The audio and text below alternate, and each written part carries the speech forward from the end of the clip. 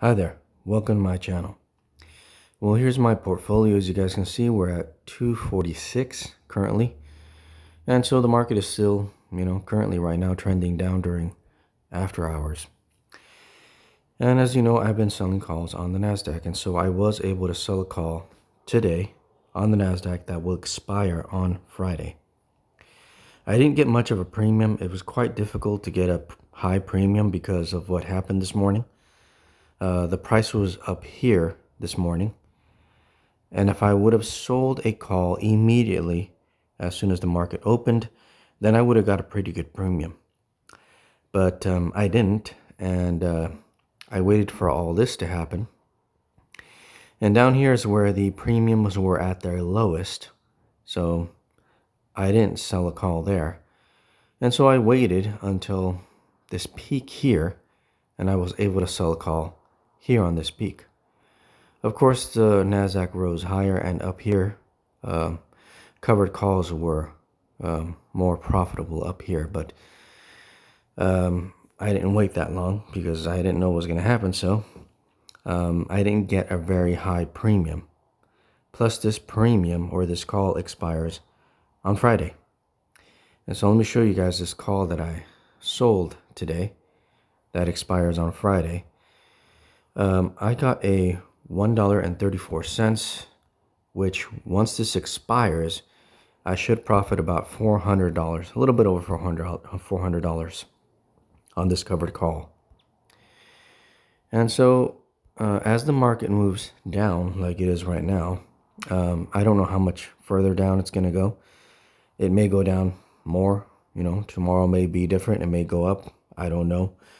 But one thing that does happen is that as the price moves down, what happens with this call, let me show you guys. Let me open that back up.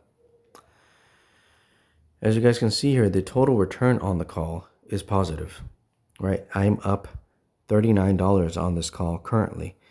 And so as the Nasdaq falls, the value of this covered call also falls. And so I sold it for $1.34. It is currently now worth $1.21, and that's why you see the difference there of a total return of $39. And so as the value of this call drops, the total return will rise. And there is a way to get out of it. So I may be getting out of it just to get the money tomorrow and seeing what other move I can make. We'll see, because right now it's going down, but who knows, tomorrow it may go up. I don't know. So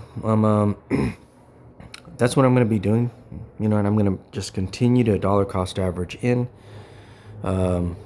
every week, just buying more and more of the Nasdaq and just selling calls on it, because that's really all I can do right now, because it's just been going down. And so I can't get out of it, because if I get out of it, I lose over $6,000, which of course, there's no reason to do that, obviously. As long as I'm able to generate some amount of income, either on a daily basis, a weekly basis, or, in 2 weeks, or whatever the case may be, even if I have to sell covered calls that are expiring 1 month out or whatever, as long as I'm making some amount of money, I'll be fine with it, because at least I'm making something and generating some amount of income. Any other ETF that, sells covered calls that has that already built into it, I mean, they'd be doing the same thing. They'd just, be trying to sell the covered call, I imagine, for as high as possible. But of course, when the price of the Nasdaq drops, then the price of premiums also drop.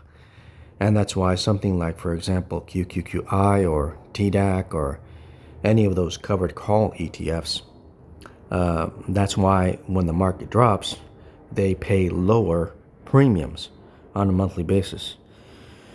And so I'm going to try to get the highest premium that I possibly can, of course, because I'm doing this myself.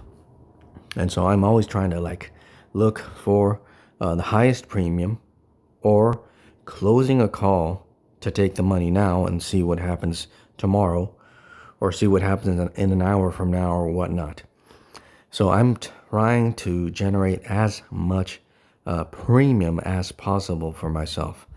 Now, because I'm doing this of my own self, I get to make all these different moves, right? If you just buy an ETF like QQQI or TDAC, you have no control over what they're doing. They're doing it for you, right? And you're paying them a fee to do it for you.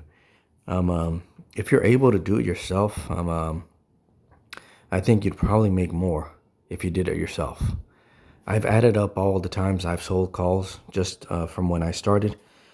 I started on the 20th of July, and so far I've made a little bit over $4,000 by selling calls myself. So in a little bit over a week, I've made about $4,000.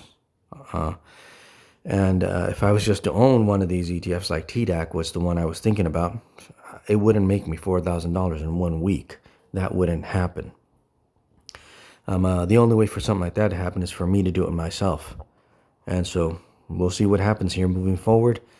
Hopefully there's no crash, but who knows? Who knows, right? Maybe this will all begin to turn around here. You know, it is the end of the month. We're moving into August. Maybe August will be a better month for the market. Maybe, hopefully. We'll see. All right, well, thanks for watching. You guys have a great one.